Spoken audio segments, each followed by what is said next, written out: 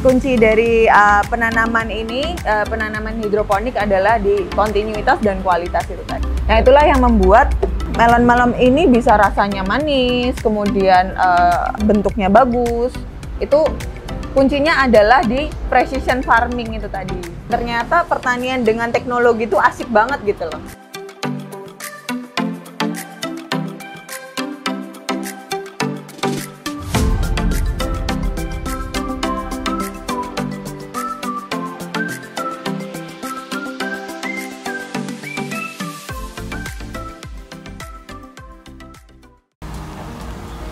Selamat siang warga Tani Link TV, masih bersama saya Aditya Hadi. Dan siang hari ini saya akan berkunjung ke sebuah perusahaan hidroponik yang bernama The Farm Hill. Nanti kita akan mewawancara salah satu pengurusnya, itu nanti ada Mbak Amanda selaku Business Development-nya. Terus kalau nanti warga Tani Link TV penasaran sebenarnya Farm Hill itu seperti apa, nanti kita akan tanya-tanya bagaimana sih sebenarnya menanam hidroponik di greenhouse, terus kemudian cara pemasarannya seperti apa.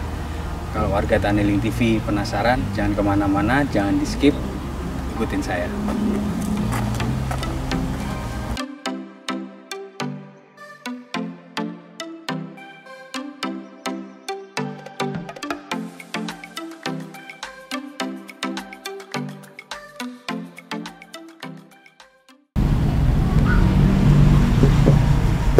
Selamat siang Mbak Amanda. Selamat siang Mas Adit. Boleh duduk ya? Monggo, silakan duduk. Baik warga Tani Link TV, ini saya sekarang berada di salah satu greenhouse yang dimiliki oleh Farm Hill. Dan di siang hari ini saya senang sekali karena bisa bertemu langsung dengan Mbak Amanda selaku Business Development dari Farm Hill. Mbak Amanda, terima kasih sudah diberikan waktu. Sama-sama. Bikin appointment-nya sama Mbak Amanda ini agak susah ya. Kita udah hampir sebulan ya Mbak. Iya. Tapi saya terima kasih sekali Mbak, akhirnya bisa ketemu dengan Mbak Amanda. Mbak Amanda, mungkin warga Tani Link TV penasaran ya, sebenarnya Farm Hill itu apa sih Mbak? Jadi Farm Hill itu adalah perusahaan pertanian modern. Jadi kita basically metode pertaniannya itu menggunakan greenhouse. Nah, komoditas apa yang ditanam? Hampir 98% itu kita namanya melon. Dan melonnya itu melon premium. Begitu. Nah, salah satu contohnya yang seperti ini. Selain melon, ini ada tomat juga, dan semua metodenya kita pakai hidroponik. Di dalam greenhouse. Betul. Ya? Hidroponik kan ada macam-macam sebenarnya. Nah, tapi yang mau kita fokuskan adalah Farm Hill itu ingin menanamkan teknologi atau engineering. Jadi founder kita namanya Pak Kabul itu pengen menanamkan basic engineering ke dalam pertanian. Jadi ini adalah hasil dari engineering di dalam pertanian itu sendiri. Jadi Farm Hill itu menyatukan antara engineering dengan agro ya? Iya. Kita tuh kalau di outlet-outlet biasanya harganya lumayan tinggi. Jadi memang untuk mendapatkan value produk yang tinggi itu kita menggunakan engineering juga. Value produk itu bisa dibilang kualitas dan kuantitasnya juga. Betul. Kualitas dan kontinuitas. Jadi kunci dari Farm Hill dan produksi industri pertanian itu adalah di kontinuitasnya itu, Mas. Jadi kalau cuma nanem habis itu outlet minta lagi kita kosong berhenti, itu tuh reputasi gitu Mas. Jadi kunci dari penanaman ini, penanaman hidroponik adalah di kontinuitas dan kualitas itu tadi. Menarik sekali warga Tani TV. Dan Mbak Amanda, ya. Ini kan Farm Hill kan tadi ada engineering dengan agro. Terus saya melihat ada greenhouse. Nah, Farm Hill sendiri itu greenhouse-nya ada di mana aja dan totalnya ada berapa? Kalau total sekarang kita ada 33 greenhouse, luasannya 1000 meter. Dan itu tersebar di 5 lokasi, di Semarang, di Ungaran, kemudian ada di Salatiga, di Solo, sama di Tohudan. Tohudan masuknya Colomadu. Karanganyar ya? Iya. Farm Hill itu yang ditanam apa aja sih Mbak? Kalau kita lihat di sini kan ada tomat ya, tomat cherry ya. Terus apa aja yang cocok ditanam di Farm Hill-nya? Ya, dari kelima lokasi tadi, kalau lokasinya panas kayak di Solo kayak gini, ini panas banget ya Mas. Lokasi ini cocoknya melon. Melon. Jadi melon kita biasanya melon yang varietasnya jarang di market gitu. Kita tahu jenisnya apa aja Mbak? Oke, kalau yang kalau yang ini ada 3 jenis ya Mas. Ini bentuknya bulat.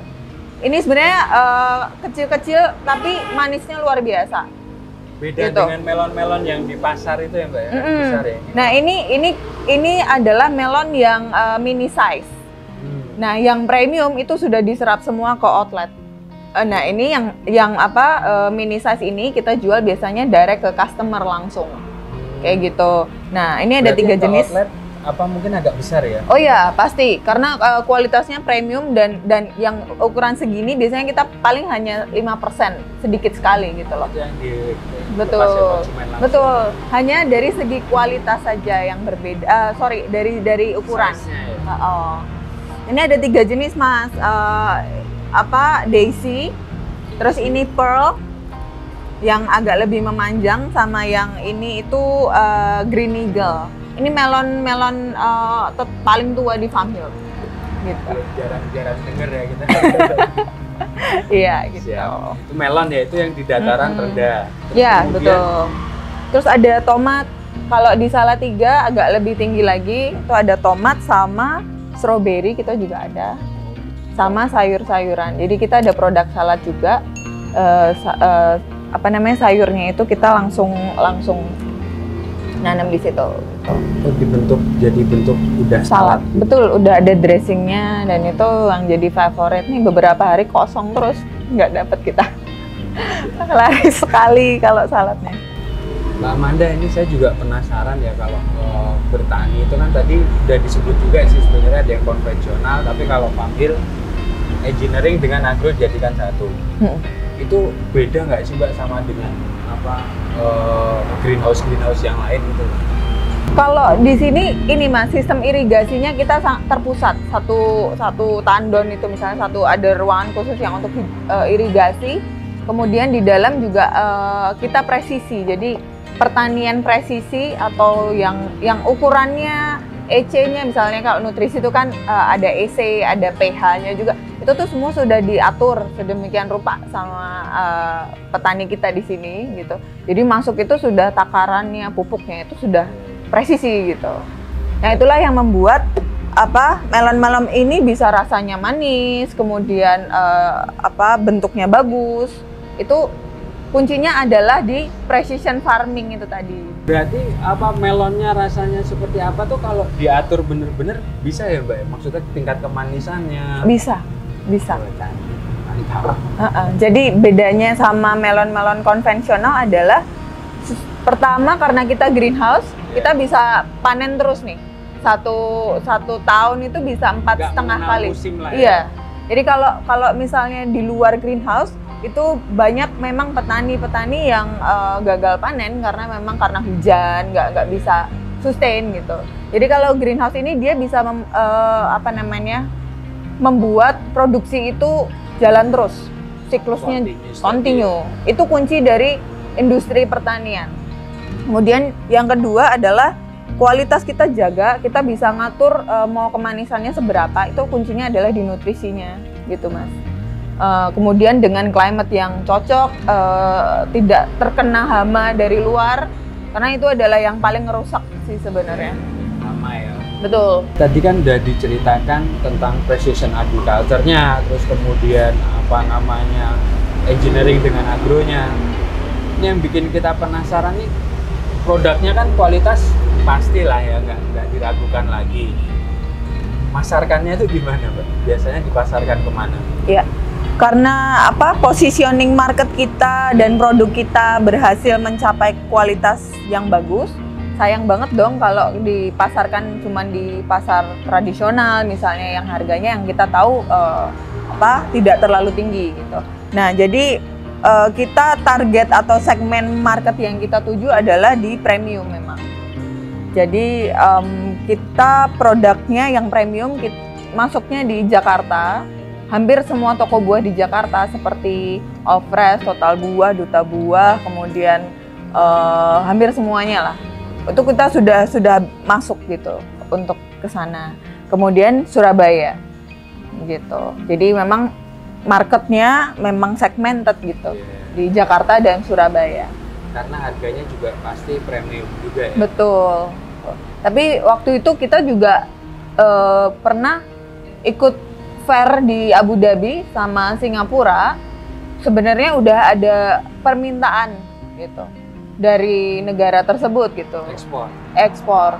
Tapi ya karena COVID ini jadi semuanya cancel gitu Mas. Sebenarnya udah permintaan udah banyak dari sana gitu.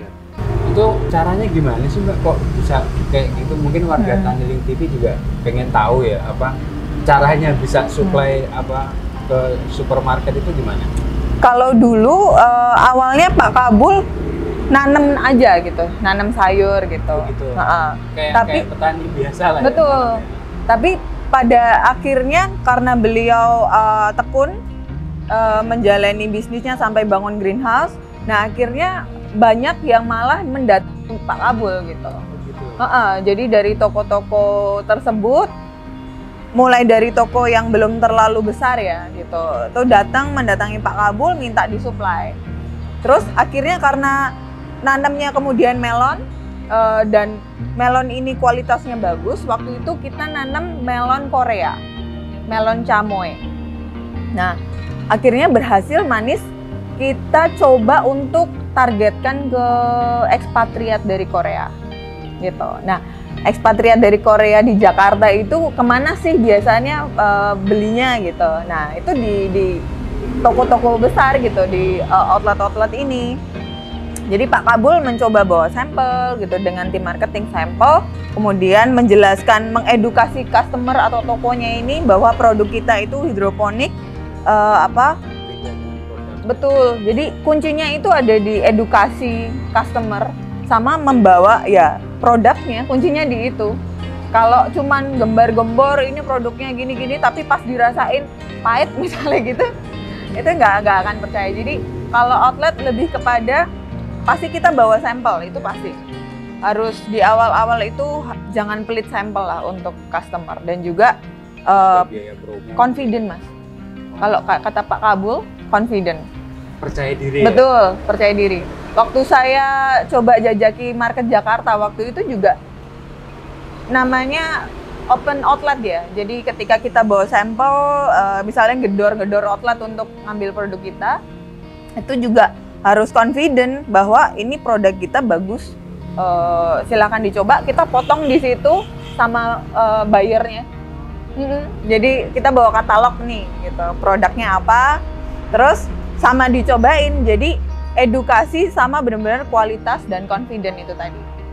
Sama ini Mas, biasanya kalau ke outlet memang harus mengikuti prosedur dari outlet pasti kan gitu. Jadi kalau mau jadi supplier harus masuk ke listnya supplier, menandatangani beberapa proses, tapi kunci utama adalah ya apa yang ditawarkan ini ya bagus gitu loh. Kalau nggak bagus, nggak masuk kriteria outlet atau supermarket, nggak akan masuk gitu. Tapi ini ya Mbak Amanda ya, ini sekalian tanya ya, kan biasa kalau teman-teman petani itu berpikirnya, wah kalau di supermarket itu kadang cuman hanya nitip konsinyasi lah. Oh iya. Terus kemudian barangnya nggak laku dikembalikan lagi. Nah itu fenomena seperti itu gimana Mbak? Apakah memang benar seperti itu atau mungkin Famil bisa menjelaskan juga? Sesuai dengan pengalaman kami, memang ada beberapa outlet yang misalnya meminta konsinyasi gitu loh. Konsinyasi itu kan istilahnya nitip jual, nanti yang nggak kejual nanti dibalikin gitu kan, dan mereka hanya bayar sesuai yang terjual gitu. Tapi kalau kami The Famil itu nggak mau kayak gitu, karena kita sudah punya produk dan produk kita istilahnya udah banyak dicari gitu loh. Istilahnya kalau kamu nggak mau ngambil pun juga ada outlet lain yang mau ngambil dengan cash gitu loh, gitu. Jadi nggak konsinyasi.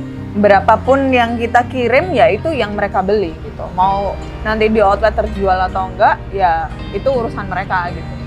Jadi ada sistem yang lain ya selain konsinyasi ya, tapi ya dengan catatan bahwa kepercayaan si supermarket terhadap si suppliernya nggak ada ya. Jadi, mungkin untuk awal sih Mas, misalnya untuk awal ketika brandnya masih dibangun, ya oke dengan konsinyasi gitu, karena kan memang masih baru. Oh awalnya memang harus kayak gitu ya, nggak bisa dihindari juga. Waktu dulu sih cuman di outlet-outlet di Jogja kayak gitu, yang memang kita masih awal banget gitu. Tapi setelah itu Jakarta semua kita beli putus kayak gitu-gitu. Ini kan produk buah itu kan jangka waktunya nggak panjang ya, maksudnya mudah busuk kan. Nah itu cara distribusikannya kemana Mbak? Gimana Mbak? Kan sampai ke Jakarta, Surabaya, bisa diceritakan ini? Biasanya kita tim marketing Farm Hill itu udah ada list orderan setiap outlet. Jadi outlet A itu berapa kilo, outlet B berapa ton misalnya kayak gitu. Nah dari list tersebut nanti akhirnya tim processing kita itu menyesuaikan gitu. Langsung barang panen misalnya, panen dari farming pun udah ada estimasi, dari divisi farming itu udah ada estimasi misalnya 3 hari lagi atau dalam 1 minggu ini berapa ton kayak gitu. Nah data tersebut yang kemudian dibawa ke marketing gitu untuk disesuaikan nanti pada saat barang udah sampai sana. Jadi prosesnya tuh cepat sekali, panen selesai, dibawa ke kantor di Semarang, di grading, diproses lah, kemudian di packaging dalam kardus seperti itu, kemudian langsung dikirimkan pada saat itu juga malamnya. Jadi karena kita menyadari bahwa produk ini adalah produk fresh gitu, jadi memang harus cepat. Ya, saya penasaran apakah prosesnya selancar ini terus Mbak? Maksudnya ada nggak sih tantangan atau kendala dari The Farm Hill untuk berbudidaya, pemasaran, itu ada nggak kira-kira?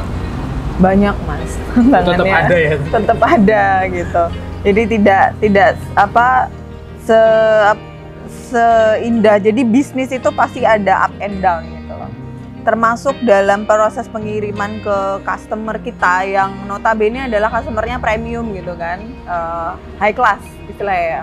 Nah banyak yang kemudian misalnya sampai sana barangnya busuk gitu, kadang juga ada gitu karena kesalahan di processing gitu. Kemudian ada kesalahan di proses packagingnya gitu. Jadi sampai sana ternyata tidak sesuai gitu. Akhirnya diretur. Pernah kadang diretur berapa ratus kilo gitu. Ya itu kan jadi kerugian. Jadi kita harus putar otak. Udah sampai Jakarta nih, masa dibalikin ke Semarang lagi? Jadi ya harus dijual di sana. Jadi tim marketing kita di sana akhirnya coba kealihin ke outlet lain, mau nggak gitu. Apa memang mereka butuh ini ya Mbak ya, kepastian bahwa kamu nyuplai masukin ke saya sustainable nggak gitu ya? Sama menjaga kualitasnya itu yang paling penting ya? Paling penting kualitasnya. Dan sertifikasi itu penting Mas dalam betul. Jadi untuk kita bisa masuk ke market premium dan outlet-outlet yang memang high end itu biasanya mereka juga melihat keamanan produk juga. Kita sudah ada sertifikasi Prima 3 dan sertifikasi GAP atau Good Agriculture Practice. Nah, itu yang menjadi kunci untuk kita bisa juga masuk ke market high end ini. Jadi ada keamanan. Jadi customer outlet ini merasa aman gitu loh. Jadi setiap pamflet atau education tool yang kita pasang, kita selalu pasang itu supaya ya customer di sana kan sangat sensitif dengan kualitas.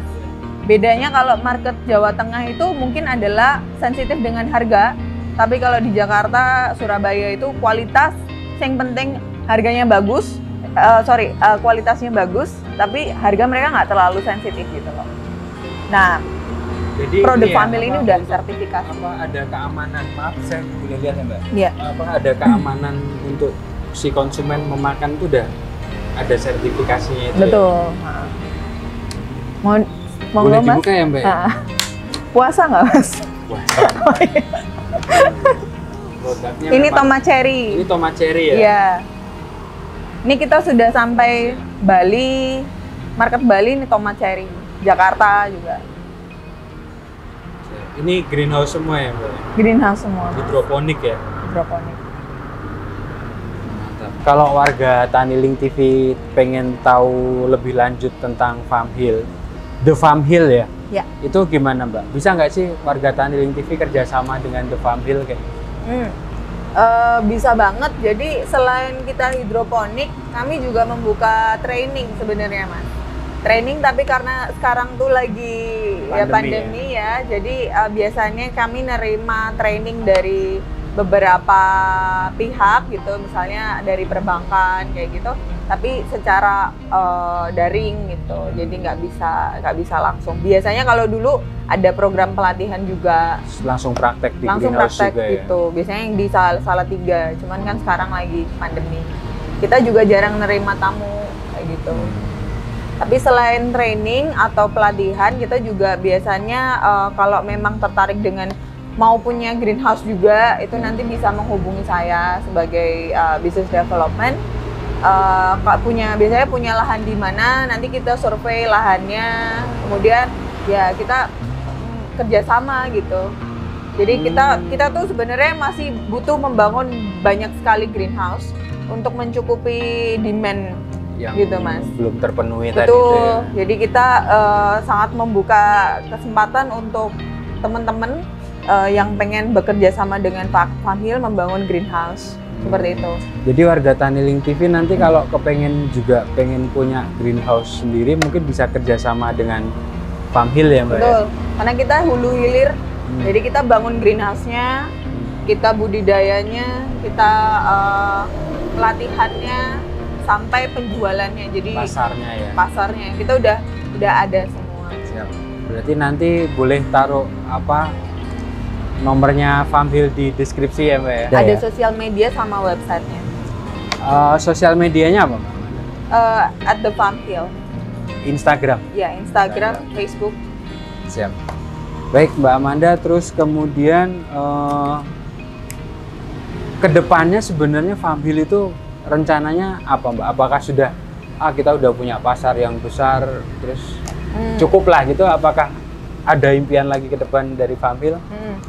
Kalau impian dari founder sama tim development bisnis ini adalah kami ada pengembangan nggak cuman greenhouse tapi indoor farming, smart indoor farming. Jadi kami udah menjalankan satu project pertanian di dalam ruangan, Mas, di dalam kontainer, di dalam ruangan. Jadi nanti pakai LED grow light gitu. Yang menggantikan matahari. Betul. Gitu ya? Jadi semua climate atau iklimnya itu kita modifikasi supaya kita bisa menumbuhkan buah-buah impor. Dan memang tidak bisa disalahkan karena climate-nya itu tidak menunjang ke situ gitu loh. Memang nggak bisa ditanam di Indonesia. Betul. Ya? Bisa, cuman tidak sebesar yang di sana gitu loh. Nah, oleh karena itu kita mencoba nanti udah jalan juga proyeknya development dengan kita kerjasama dengan institusi pendidikan untuk membangun teknologinya. Jadi kedepannya itu akan lebih berbau teknologi, Mas, karena ya kalau kita nggak pakai teknologi nggak akan bisa berkompetisi dengan yang di luar sana. Di luar negeri itu sudah teknologi semua pertaniannya. Pertanian ya. Betul. Mantap. Jadi rencananya mau bikin smart indoor farming ya? Ya, semua udah terintegrasi, terotomatisasi. Siap. Terus kira-kira ada ini nggak, Mbak, sepatah atau dua patah kata untuk warga Taniling TV, terutama dari Farm Hill lah, yang kalau saya lihat memang bertani tidak hanya cuman nanam terus dirawat kemudian dijual, tapi ada teknologi dan engineeringnya. Mungkin ada pesan ke teman-teman atau warga Taniling TV dari Farm Hill? Kalau dari saya pribadi sebagai anak muda itu jangan takut untuk masuk ke bidang pertanian gitu. Jadi kalau Farm Hill ini kebanyakan isinya malah anak muda semua dan basicnya saya bukan pertanian. Jadi passionnya itu tadi yang saya bawa karena saya suka pertanian dan ternyata pertanian dengan teknologi itu asik banget gitu loh. Jadi untuk teman-teman Taniling, belajarlah untuk menyukai pertanian, karena mungkin 30 tahun lagi tuh petani kita tuh udah tua-tua semua gitu. Jadi kalau bukan anak muda itu, yang kita ini siapa lagi gitu yang melanjutkan pertanian Indonesia gitu. Dan bertani pun juga tidak perlu kotor dan panas-panas. Betul. Mbak. Karena dengan teknologi tadi, Mas. Siap, mantap. Terima kasih Mbak Amanda sudah diberikan waktu, dan ini sangat bermanfaat sekali info-infonya, dan harapan ke depan semoga Farmhill sukses selalu. Amin. Dan smart indoor farmingnya nanti kalau udah jadi di info ya Mbak, kita libat lagi. Boleh. Siap, Oke. terima kasih Mbak Amanda. Terima kasih, Mas. Baik, salam Taniling TV, bisnis agri tidak pernah mati.